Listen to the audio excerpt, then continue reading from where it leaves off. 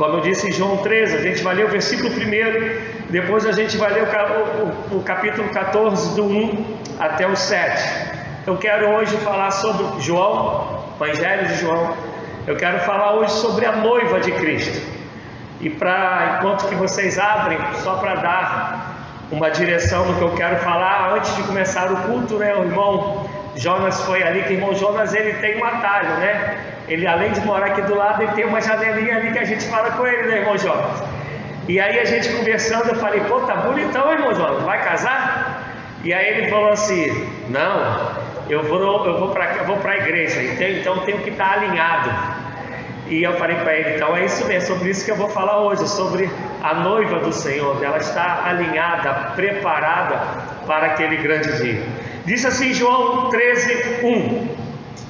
Antes da festa da Páscoa, sabendo Jesus que a sua hora de passar deste mundo para o Pai já tinha chegado, como havia amado os seus que estavam no mundo, amou até o fim. Capítulo 14, do 1 ao 7. Não se turbe o vosso coração. Credes em Deus, crede também em mim. Na casa de meu Pai há muitas moradas. Se não fosse assim, eu vos teria dito: vou preparar-vos lugar. E se eu for e vos preparar lugar, virei outra vez e vos levarei para mim mesmo, para que onde eu estou estejais vós também. Vós conheceis o caminho para onde eu vou. Disse-lhe Tomé: Senhor, nós não sabemos para onde vais, nem para onde vais, como podemos conhecer o caminho? Respondeu-lhe Jesus: eu sou o caminho, a verdade e a vida. Ninguém vem ao Pai senão por mim. Se vós me conhecesseis, também conhecerias a meu Pai. De agora em diante o conhecereis e os conheceis, e o vistes. Amados, a partir do capítulo 12, mas mais necessariamente a partir do 13, vem a despedida de Jesus. Jesus, ele começa a contar para os seus que ele vai partir, que ele está começando a caminhada, que vai ser lá do Gólgota e vai terminar na cruz. E eu não me escuto, pode me ajudar? Estava tão bom, eu não me escuto, pode me ajudar, amigo, por favor?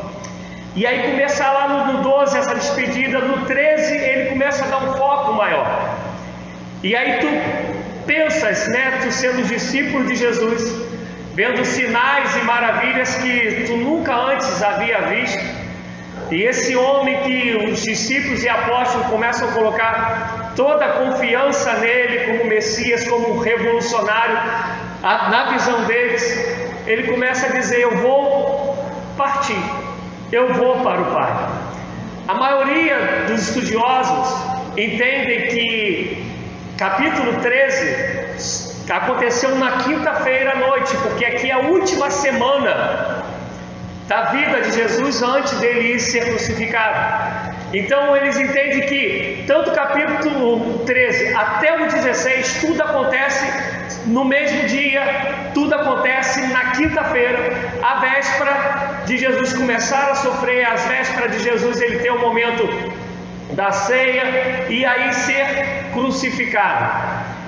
E quando a gente vai ler o capítulo 13, a gente vai ver Jesus falando: olha, minha hora está chegando, eu vou embora, eu vou partir. E aí a gente vai ver Jesus falando que Ele é mestre e Senhor, e que Ele lava os pés daqueles de quem Ele é mestre e Senhor. E Ele vai dar ordem: como me vistes fazer, fazei vós também. É um imperativo, é uma ordem. E aí se a gente correr lá para Mateus 20, a gente vai lembrar que está escrito que o Filho do Homem não veio para ser servido, mas veio para servir e dar sua vida em resgate de muitos. Ainda no capítulo 13, ele vai dizer: como eu vos amei, ameis uns aos outros, porque da maneira que vós amardes uns aos outros, todos saberão que sois meus discípulos. E aí caminha o capítulo 13 com alguns ensinamentos, onde ele vai dizer: Pedro, tu vais me trair. Antes que o galo cante, tu me negarás 3 vezes. E o povo vai ouvindo isso, os discípulos, e ficando um pouco desesperados, além de ouvir que Jesus vai partir, ouvindo do próprio Jesus, ele ouve de um discípulo amado que vai negá-lo. E aí ele chega no capítulo 14. Alguns estudiosos, quando vão dividir o capítulo 14, vai dizer que do versículo 1 ao versículo 7, que é onde nós lemos, é Jesus dizendo sobre o caminho que leva ao Pai. Do versículo 8 ao versículo 11, é Jesus dizendo que quem olha para Ele, quem o vê o Pai, porque o Pai está nele e Ele está no Pai. E aí quando chega no 12, até o final, é Jesus já falando sobre a oração, a vida de oração que nós temos que ter para termos comunhão com Ele e termos comunhão com o Pai. Quando Jesus está falando isso, e aí é onde a gente está falando nessa noite, que é do versículo 1 ao versículo 7, ele está falando isso para os judeus, ele está falando isso para o povo de costume judaico, o povo da lei de Moisés, o povo cheio de tradições que começaram quando Deus começa a dar as leis, as revelações a Moisés, quando tira o povo do Egito. E dentro desse contexto, Jesus vai falar para eles: olha, eu vou para o meu Pai e vou preparar-vos lugar, mas eu vou e eu voltarei, eu vou voltar. Quando a gente lê isso, a gente entende que é uma promessa gloriosa de Jesus, falando: olha, eu vou voltar para buscar a minha igreja. Amém, amados? Isso é notório, isso é nítido para nós. Só que quando os discípulos ouviram isso tinha uma profundidade muito maior. Jesus está falando aqui sobre o casamento. E uma das coisas que eu quero falar para você nos dias atuais, que é algo que está sendo tão atacado pela filosofia dos nossos tempos, atacado pela libertinagem que estamos vivendo no mundo, e é algo que sempre Satanás atacou, mas hoje em dia mais ainda, que é essa instituição criada por Deus chamada casamento. Lá no Jardim do Éden, quando ele olha para Adão e fala: Adão, o cachorro pode ser bacana demais, mas ainda assim que tu tenhas um cachorro, tu vai se sentir só. O macaquinho pode ser muito engraçado, e aí só para descontrair, né? O macaquinho pode fazer macaquice, mas tu vai continuar se sentindo só. E aí ele falou assim: não é bom, Adão, que tu fique só. Eu vou te dar uma companheira, uma adjuntora, e os dois serão uma só carne. Os dois, uma só carne.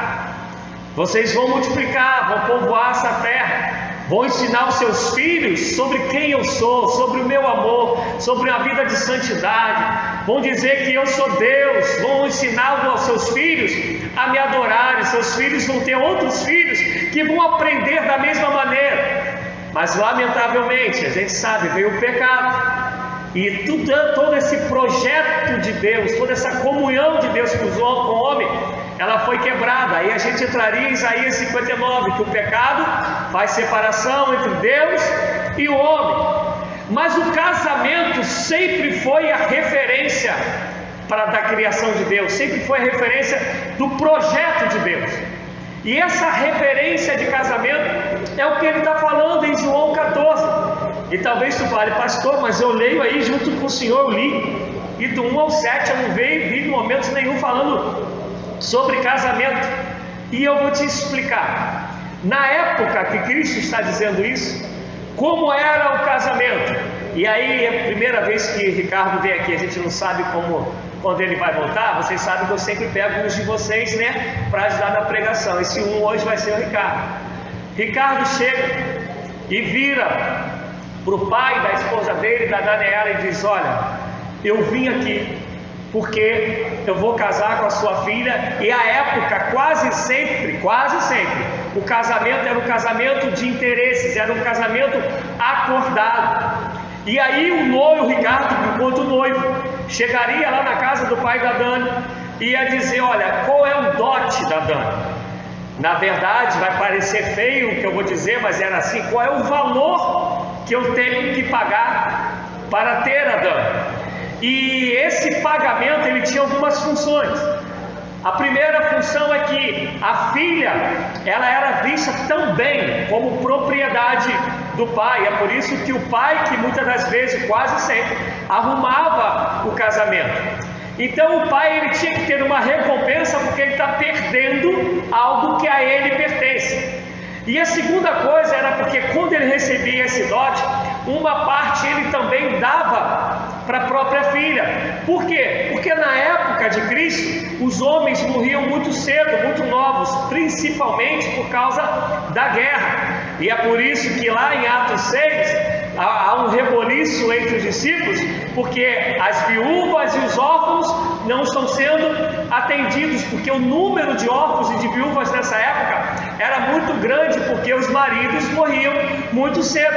Então, se a mulher, a noiva no caso, ela tivesse uma parte, ela não ficaria desamparada na hora de perder o seu marido. E aí o noivo chegaria lá na casa, o Ricardo lá na casa do pai da Dani, ele ia estipular o valor, e o Ricardo ia falar assim, estou pagando agora.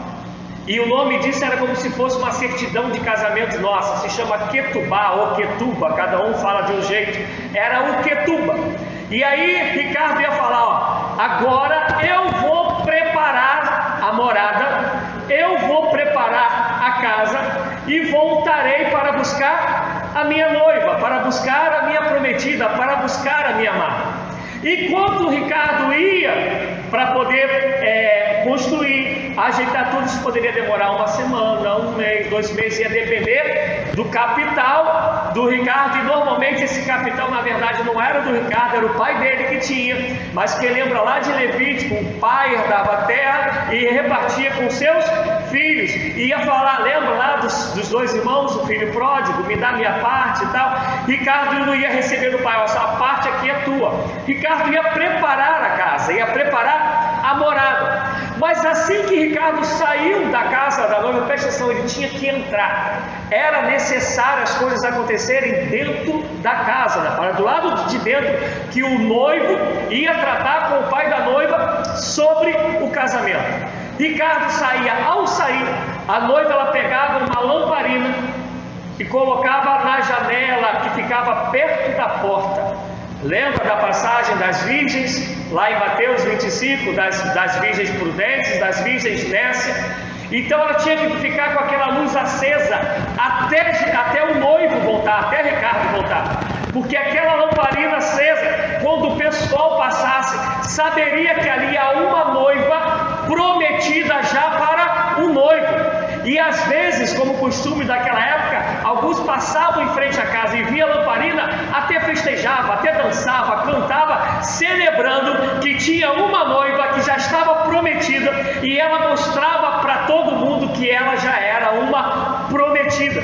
E um dos costumes nesse tempo era que a noiva todos os dias ficava totalmente alinhada, irmão João, totalmente arrumada, preparada, porque ninguém sabia a hora que o noivo ia voltar, até porque não existia o WhatsApp, ninguém sabia a hora que ele ia voltar. Então, como ele podia voltar a qualquer hora, ela já acordava e se aprontava e ficava preparada como uma noiva ataviada para esperar o seu noivo.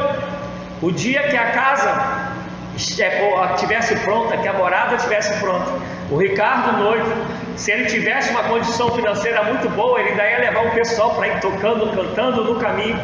Mas quando ele chegasse, essa segunda vez, ele não entrava na casa, era do lado de fora que ele esperava. E a noiva já despedindo-se lá dentro do seu pai, da sua família, ia correndo ao lado de fora para poder encontrar o noivo. E o noivo a levava para o lugar que ele foi fazer morada. Consegue entender isso, amado? Quando a gente lê essa passagem, para a gente é tão simplesmente, ainda que gloriosa, Jesus falando que ia voltar e vai voltar para buscar a noiva.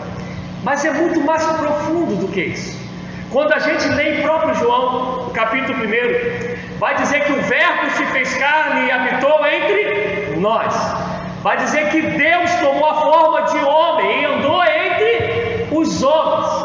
Ele veio na casa. Se tu abrires a sua Bíblia no Salmo 115, vai dizer que o céu pertence ao Senhor, mas que a terra Ele deu aos homens, aos filhos dos homens. Essa é a nossa casa. E o noivo veio na casa, se fez carne, habitou entre nós e descobriu o valor do dote. E o valor do dote valia sangue. Teria que todo o sangue ser derramado. Era o cordeiro mudo que tinha que ser levado ao matadouro, como está lá em Isaías 53, que ele viria, e como o cordeiro mudo não abriria a boca, e como a Adriele orou aqui, ele levou sobre si todo o castigo que nos traz a paz, toda a acusação que era contra nós. Ele habitou entre nós, Ele sofreu no nosso lugar, morreu a nossa morte, para que possamos viver a sua vida. E o interessante é que os judeus que aqui estão, que são discípulos, estão ouvindo isso. Só que, Ricardo, Jesus não tinha morrido ainda. Eles sabem que estão falando da noiva, estão falando de um casamento, de um matrimônio. É Deus se despedindo deles. É o Criador, é aqueles que fez cego ver, paralítico andar, transformou água em vinho. Ele fala, ele está indo embora, e agora ele está falando para a gente que é algo como um noivo e uma noiva. Como é que é esse negócio? Eu não estou entendendo nada. Tanto é que quando a gente continua a leitura, vai dizer, Senhor, o Senhor está falando que o Senhor é o caminho, mas eu não, qual é o destino desse caminho? No original grego, a pergunta de Filipe é aonde esse lugar vai dar, onde esse caminho vai dar, onde eu chego? Porque quando eles ouvem isso, Jesus ainda está ali, ainda não teve a ceia, ainda não teve a traição, ainda não teve o caminho do Gólgota, ainda não teve a crucificação, ainda não teve as chicotadas, ainda não teve nada disso. Agora tu imagina como fica a cabeça deles. Mas Jesus morre, ressuscita, terceiro dia. Atos 1, a gente vai ouvir varões galileus, porque eles estão olhando para os céus. Esse mesmo Jesus que vocês viram subir, assunto nas nuvens, ele voltará um dia. É ali os anjos estão falando que o noivo foi preparar lugar, que é aquilo que Jesus Cristo já havia dito para os discípulos, 14: eu vou preparar lugar, porque na casa do meu Pai há muitas moradas, há muita, há vaga para todos que nele creem, há vaga para todos. Ele deseja que todos possam ir, porque vai ter morada. E morada aqui no grego, ele tem algumas interpretações. Pode ser uma região, pode ser uma casa, pode ser um cômodo de uma casa, mas seja o que for, o Senhor disse que ele foi preparar lugar e voltará para buscar a sua noiva, porque há lugar para a sua noiva. O noivo voltará porque ele foi preparar lugar. Mas o que é interessante, que a noiva tem que estar com a candeia acesa, não pode faltar azeite. Todos têm que olhar. Lembra que eu falei onde ficava a candeia? Na janela, perto da porta, para todo mundo passar e saber que ali está uma noiva esperando o seu noivo. E aí a gente pega Mateus 5, vai dizer que nós somos a luz do mundo. Quando olham para nós, vê aqui aceso e sabe que nós estamos realmente ansiosamente esperando o noivo vir nos buscar. Quando olham para você, e aí aquela música que a gente canta, acho que, se eu não me engano, é para as crianças: deixa a luz de Deus brilhar, deixa o sol em ti nascer. Não tem isso? Tem música assim? É mais ou menos lá da época do Jorge, né? Muitos não é, mais ou menos essa época assim. Quando olham para nós, vem essa luz brilhando em nós e reconhecem que nós estamos ansiosamente já preparados, aguardando o noivo que foi preparar o lugar, que foi preparar a morada. A segunda coisa, a Bíblia vai dizer que sem santificação ninguém verá a Deus. Estamos de fato numa vida, e aí pegando o que o irmão Jonas falou, alinhado, né? O Ney chegou aqui, cadê o Ney? Foi lá contar o dedinho? né, nem mentiu para mim, falou: pô, pastor, hoje o senhor está bonito, né? Mas é claro que são os olhos dele. Mas ao mesmo tempo, ele falou: mas que eu sou feio. Ele falou que hoje eu estou bonito. Nos outros dias tudo eu estava feio, né? Só estou bonito hoje. Mas a gente está alinhado, santificado, vestes limpas, unção, usando o linguajar bem crentez, óleo na cabeça, esperando o noivo chegar, e na hora que ele gritar, a gente poder correr e ir ao encontro dele, porque agora ele não entra mais, é do lado de fora. Por isso, em 1 Tessalonicenses 4, do 13 ao 18, vai dizer que nós o encontraremos no céu. Ele não pisa mais aqui, o encontro é no céu. A igreja vai encontrá-lo no céu. Mas a noiva tem que estar alinhada, ataviada, preparada para encontrar o noivo. E aí, amado, minha amada, vocês não precisam concordar comigo, mas eu não tenho dúvida do que eu falarei agora.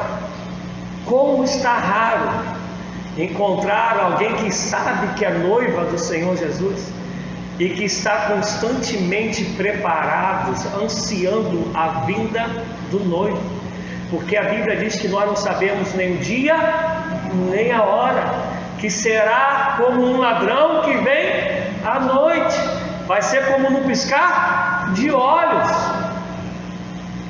E a gente vive olhando para Deus, e eu vou ser repetitivo no que eu vou dizer, porque é o que eu mais vejo hoje, e isso me enerva na alma. A gente só olha para Deus como fosse o gênio da lâmpada mágica. Eu vou esfregar e eu quero a minha bênção, eu quero a minha vitória. Não é mais a noiva que entende que o dote foi pago, e foi pago lá na cruz do madeiro, onde ele levou chicotado, como foi mostrado aqui, e dele com todo carinho. Segundo estudiosos, nenhum filme chegou perto, salvo alguns defendem o de Mel Gibson, que é a Paixão de Cristo, que foi próximo do que era o sofrimento da morte de crucificação na época de Cristo. Todos os estudiosos dizem que até hoje não criaram nenhuma morte mais cruel do que a morte que Jesus Cristo morreu. Até hoje os romanos eram fera nesse negócio. O noivo pagou um preço a ponto de gritar: está consumado, tetelestai, não há mais nada a pagar, não há mais dívida, eu já paguei tudo. Não tem. Entenda, nós oramos, não é porque temos que pagar qualquer penitência, não tem a ver com joelho, não tem a ver com um caco de vidro, não tem a ver com nada disso. Nós oramos pelo prazer de falar com o Pai, porque sabemos que nele há aconchego, nele há socorro, nele há graça, nele há amor, nele há paz, porque o véu rasgou-se de cima a baixo e Jesus Cristo tornou-se o único mediador, e através de Cristo eu entro no Santo dos Santos, eu contemplo pela fé a glória do Deus Pai, e eu tenho prazer nisso. É por isso que eu oro. Eu não jejuo para ter vitórias, eu jejuo para dizer para Deus: eu te amo acima de todas as coisas, e nego até o meu instinto mais primitivo, que é de comer para ter vida, porque a maior vida é estar em Ti. Eu desejo o Teu reino na minha vida, e é por isso que eu jejuo. E a gente transformou jejum em barganha, a gente transformou jejum num jogo de interesse, porque a gente não entendeu que o noivo já pagou tudo. E aí tu abre em Efésios 1, vai dizer que nós já fomos abençoados com toda a sorte de bênção nas regiões celestiais. Tetelestai, está pago. Agora, noivo, prepara o teu coração. A Jéssica não está aqui hoje, né? A gente vê, né, Paulinha, a empolgação da Jéssica falando sobre o casamento que está aí às portas, que tem que arrumar aquilo, tem que ajeitar aquilo outro. Não, Deus vai prover, Deus.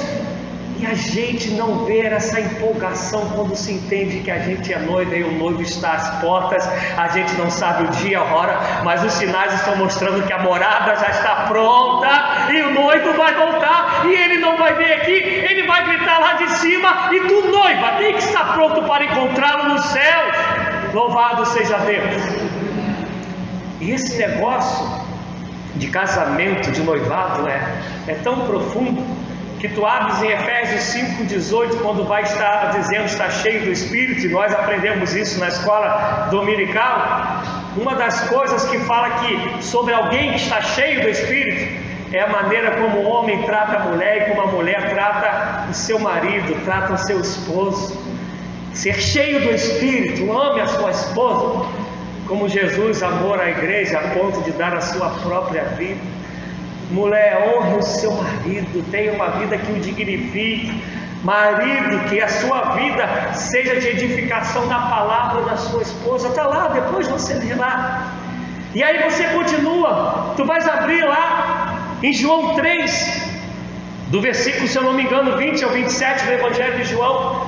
Vão conversar com João Batista, e João Batista vai dizer: não, a noiva não é minha, a noiva é do meu primo, a noiva é dele, a noiva é de Jesus, ele que é o dono da noiva, ele que é o noivo, não sou eu, sou aquele que prepara o caminho para o noivo, e eu me alegro em saber que o noivo está chegando, vai dizer João, primo de Jesus.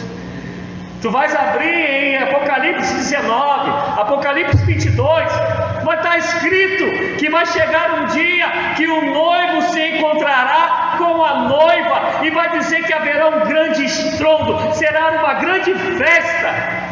E quando fala de festa, voltando lá no costume da época de Cristo, as festas de casamento, as celebrações naquela época, quando alguém tinha pouca posse, durava uma semana. O pessoal mais abastado poderia chegar a um mês de festa. O casamento era algo tão sério, e tem que ainda ser, que em Deuteronômio vai dizer que quando tiver uma guerra, e se já tiver alguém comprometido, o noivo era dispensado da guerra para ele poder casar. Tão sério eles levavam o casamento. E hoje, lamentavelmente, estamos banalizando o casamento. E por banalizarmos o casamento, isso se reflete na nossa maneira de ter fé. Se o casamento ainda fosse algo tão sério como foi quando Jesus instituiu, nós, enquanto noiva de Cristo, estaríamos anelando, saltitando, esperando o dia da boda do Cordeiro, de poder ouvir do noivo e celebrarmos com ele. Quando a gente vai falar de ceia, como vai ser hoje, Jesus falou: não tomarei mais do fruto da vide, eu não tomarei mais do vinho, até o dia que a noiva encontrar o noivo. E vinho na Bíblia significa alegria, significa contentamento. Vinho é quase sinônimo de festa na Bíblia. E é por isso que quando Jesus ele vai fazer o primeiro milagre que João relata, João começa onde? No casamento. Transforma a água em vinho. E segundo a tradição, e isso até hoje, muita gente, eu nunca bebi, nunca gostei de beber, mas o povo aí da birita falava que sempre foi assim, né? Começava com a bebida melhor, quando todo mundo já está chapado, que não consegue mais saber a diferença de nada, aí dizem que o cara bebe tudo que der. E aí Jesus está lá na festa, acaba o vinho, tem a água onde o pessoal lavava as mãos, onde se lavava as mãos quando chegava na festa. E aí Maria, mãe, fala: eu sei quem ele é, ouça tudo que ele disser. Eu acho isso fantástico. No costume antigo, que era bem patriarca, o homem era praticamente o que dava todas as diretrizes e ordens. E Maria está falando: olha, quando o noivo falar, obedeça. Não tem a ver com questionamento, tem a ver com obediência. Pensa comigo, tu estás numa festa, acabou o vinho, o que tem é a água onde o pessoal, no lugar onde o pessoal limpa as mãos. E aí chega Jesus e fala: encha mais esse negócio aí. Teu problema é vinho, o que tem ali é água. O que tu vai falar? O que tem a ver, rapaz? Um negócio com outro. Não quero fazer um quissuco. Precisa de vinho. Né? Porque suco é só da nossa época, né, Robert? O pessoal não sabe o que é esse negócio, não. E aí não, eles não questionam. Maria falou, eu vou obedecer. E preste atenção, não teve nenhum eu profetizo, não teve nenhuma rodada, não teve nada. Só falou, agora serve. E os caras obedeceram de novo. Meu Deus, eu não sei se no caminho eles ficaram assim, olha, eu não sei que nisso vai dar, mas eu vou lá servir. Quando vai servir é um vinho, a ponto deles dizerem, olha, eu não entendo. Todo mundo serve primeiro o melhor, depois serve o pior, mas tu guardastes o melhor vinho para o final. Sabe o que eu entendo disso, amado? Esse casamento que a gente tem, como eu sinto falta da minha neguinha aqui, a gente faz praticamente tudo junto, como faz falta, mas nada disso é comparado com a alegria quando o noivo vier buscar a noiva. O segundo vinho é o melhor, o segundo casamento é melhor. E por favor, não estou falando segundo casamento na terra não, tá? Vocês estão me entendendo, em nome de Jesus. Casamento quando o grande noivo, o Cordeiro de Deus, vier buscar a sua noiva. E aí ele está falando, eu só vou tomar desse fruto, do fruto dessa vide, só vou beber do vinho de novo quando eu estiver com a noiva. Sabe o que ele está dizendo, amado? Não há de fato alegria completa. A alegria só vai ser completa quando a noiva encontrar o noivo. O que Jesus está falando, eu não quero mais me alegrar enquanto eu não estiver com vocês inteiramente, enquanto a igreja não estiver comigo e não haver mais choro nem ranger de dente, onde a morte vai ser exterminada, onde vocês vão me conhecer como eu os conheço. Nesse grande dia a gente vai celebrar e vai durar uma eternidade. Eu não sei como que vai ser esse negócio, mas eu sei que eu vou estar lá em nome de Jesus. A gente perdeu a noção dessa coisa gloriosa, de um noivo que disse, eu já assinei o contrato, já assinei a Ketubá, agora eu vou preparar o lugar, mas eu vou voltar. Quando eu voltar, esteja pronto. Igreja, noiva do Senhor, esteja pronto. Abra comigo, a gente vai ler junto. Em 1 Tessalonicenses, eu falei dessa passagem aqui, mas agora a gente vai ler essa passagem. 1 Tessalonicenses 4, a partir do versículo 3 até o versículo 18.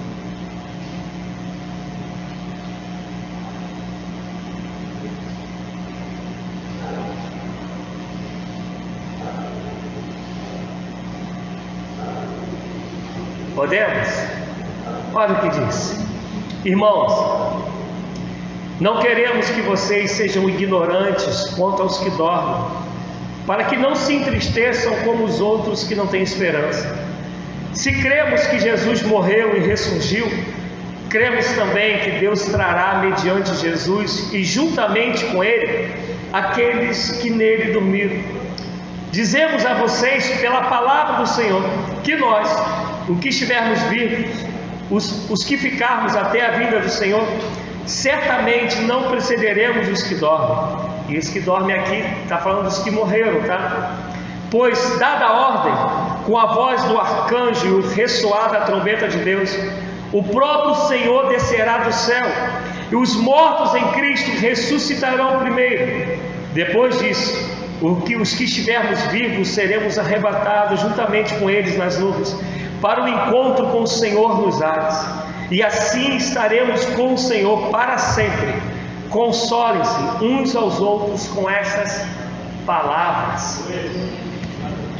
Essa promessa do noivo, essa afirmação que está lá em João 14, que ele vai e foi preparar lugar, está aqui uma vez mais dizendo, ele vai voltar, e está dizendo que encontra do lado de fora, porque o contrato foi assinado do lado de dentro, mas que a noiva, dia e noite, ela tem que estar preparada para esse grande encontro. Na Idade Média surgiu esse costume do casamento e a noiva usar aquele vestido, né, que vai daqui quase lá na putra, né, a cauda do vestido, né? Isso é um costume dos nobres, que o povo quis também fazer igual, quis imitar. E as mulheres vão saber isso mais do que a gente, mas tu vai ver um aluguel de um vestido de noivo. Meu Deus, é pelo menos 1,5 rim meu, mais ou menos assim. Se bobear uns 2 rins de tão caro, mas é aluguel. Se tu mandas fazer do jeito que tu queres, meu Deus, aí são os 2 rins, né? E vai o pulmão junto, vai tudo de tão caro que é esse negócio, para você usar algumas horas. E meu amado, eu vou te falar, a gente é muito louco. A gente é muito louco. Quando eu casei, eu que queria festa. Minha esposa não queria festa. Eu até conversava com o Ricardo esses dias. Eu não tive festa de nada. Eu nunca tive festa de formatura de nada. E olha que eu já me formei algumas vezes, né? Mas devido à condição econômica, eu nunca tive festa. E no casamento eu disse, não, eu quero que a gente tenha um casamento. E minha esposa falava, festa não, vamos viajar. Eu falei, não, a gente casa, depois não tinha filho ainda, né, aqueles planos todos, depois a gente viaja. Aí tem gente que as daminhas não podiam comprar, a gente não podia alugar, a gente ia lá alugar. A gente foi lá e mandou fazer o vestido. Eu fui lá, aluguei o terno, aquele treco todo, verão, quer dizer, era maio, mas maio no Rio de Janeiro, né, gente? O sol na sombra, 52, e não era março, perdão, minha filha já olhou ali, ó, 25 de março, é que maio é aniversário da esposa e da filha, foi uma gafe, era março, era verão mesmo, um calor do caramba, eu dentro daquele negócio, e ó, vocês verem, eu quase não transpiro, eu derretendo, eu não gosto muito de roupa, eu doidinho para tirar aquele negócio, mas tu tem que ficar lá, aí espera o pastor chegar, aí depois que acaba aquilo tudo tem que ficar até todo mundo, de mesa em mesa, chegava a dar cãibra nisso aqui, todo mundo comendo e tu não podia comer, né? Para ficar legal, levei o bolo para a lua de mel, o bolo era de ameixa. No dia seguinte, o que aconteceu? Estava azedo, bacana, coisa assim, de novo. Aí quando acaba aquilo tudo, tu vai colocar no papel, né? Meu Deus, quanto que a gente gastou para sofrer no calor tremendo, cheio de roupa, mas para que isso? Mas a noiva nesse caso realmente foi eu, não foi minha esposa não, eu que queria a festa.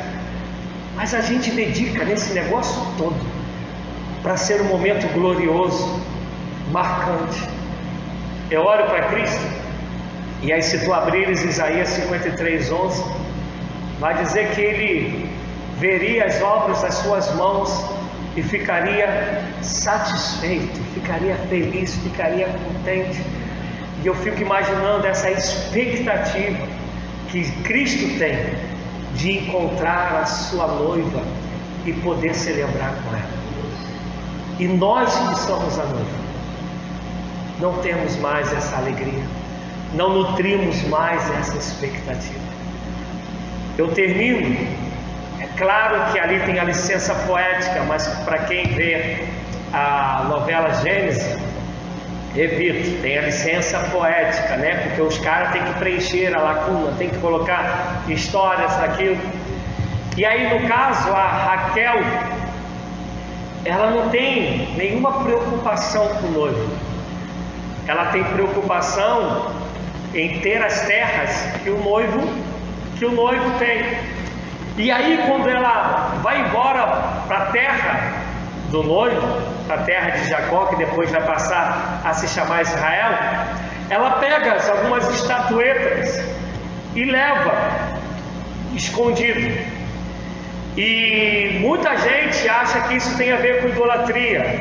Não é. As estatuetas daquela época era como se fosse a tua certidão do terreno que tu tem, das posses que você tem, como se fosse uma escritura. Quem tivesse o poder daquelas estatuetas teria posse daquela terra. Então o que ela fez? Pertencia ao seu pai. Ela rouba o próprio pai, porque ela leva as estatuetas com ela. E o noivo é completamente apaixonado, ama demais a noiva, mas ela só quer o que ele tem. Ela só quer desfrutar das posses, do poder, do nome, da autoridade que ele tem. Me perdoe. Vê se isso não tem a ver com a noiva de Cristo de hoje em dia, que só querem o que o noivo pode dar. Não estão no noivo porque amam o noivo. Não estão no noivo porque têm o prazer em saber que ele pagou o dote por minha causa. E nada é mais precioso do que isso. E no caso de Jacó, 7 anos trabalhando. Depois, mais 7, 14 anos, porque deram a outra e não a que ele queria. Nós não estamos diferentes dela. Estamos pegando tudo que fala, eu recebo, eu tomo posse. Esse é o jargão do crente. E não é o da noiva que diz, eu te amo e vou te amar por toda a eternidade. Eu não tenho nenhum maior prazer do que estar em ti. Minha alma anela pela tua graça e pela tua presença. Maranata, a hora vem, Senhor Jesus. A gente perdeu isso, se é que a gente um dia teve isso. E meu desejo nessa noite é que tu sejas, se tu ainda não és, a noiva que ama, espera ardentemente a vinda do noivo, porque como ele prometeu, ele foi preparar o lugar, e como ele prometeu, ele virá, mas ninguém sabe nem o dia e nem a hora. Por isso que lá em Mateus 25 vão dizer que 5 noivas são prudentes, 5, no linguajar bem nosso, são doidonas, relaxadas. E aí acaba o azeite. Ela não está preparada, não está mostrando para ninguém que ela é noiva e está aguardando o seu noivo. Mas aí, quando o noivo está às portas, ela quer pegar o azeite da outra. Só que o contrato da outra é da outra. O contrato que Deus fez contigo é contigo. Enquanto igreja numa totalidade, a igreja do Senhor universal, católica no sentido da palavra grega, que significa universal, espalhada pelos 4 cantos da terra, esse contrato está assinado com toda a igreja, mas também está assinado com cada um de nós. No Evangelho, filho de crente não é crentinho. Não foi o filho de Moisés que foi sucessor de Moisés, foi Josué. Não foi Moisésinho. O contrato que o noivo assinou foi contigo, Miriam. Foi contigo, Helena. Foi com cada um de nós, foi contigo, Rita. E nós, como igreja geral, mas como igreja individual, temos que estar preparados para o noivo e anelarmos ansiosamente. Paulo, quando ele escreve aos Tessalonicenses, ele achava que Jesus vinha para a época dele, e por isso que ele estava sempre esperando, sempre estava na expectativa. É por isso que ele vai dizer lá em 1 Coríntios, olha, é melhor que não se case, porque Jesus vai voltar, já está chegando aí, pô, já foi preparar lugar, é a cabeça de Paulo. Porque se você se casar, tu vai ter que ter as obrigações com o seu cônjuge, vai ter que pagar a conta da Casa Bahia, né? Essas coisas todas, gasta caro pra caramba. Se tu ficares solteiro, tu tens mais tempo para viver para o Senhor. O tempo passava e o pessoal começou a morrer e Jesus não voltava. Mas Paulo ainda cria que era naquela época. Mas ele tem que explicar, olha só, Paulo, você falou que Jesus voltaria, até agora não veio. E é onde ele fala, olha, ele virá. Ele virá, ele prometeu. Mas a revelação que Paulo tem, ele entendeu tanto Cristo, que ele fala, vai ser nos ares. O noivo não pisará mais aqui, porque o contrato foi assinado. Por isso, noiva, estejam preparados. E aonde ele vai terminar, lá no 18, por isso consolem uns aos outros. Se tu abres em Hebreus 10, 25, vai dizer, não deixar as vossas congregações, como é costume de muitos, principalmente quando vê que está se aproximando aquele grande dia. E eu não tenho dúvida, não sei quanto tempo, mas que o grande dia do noivo vir buscar a noiva está chegando. E eu quero estar cheiroso para ele. Eu quero estar falando como uma noiva, com o cabelo escovado. Foi mal, Carlos. Você, Robert, Valdir, não dá para essa parte do cabelo escovado, né? Mas eu quero estar preparado. Usando a palavra do irmão Jonas.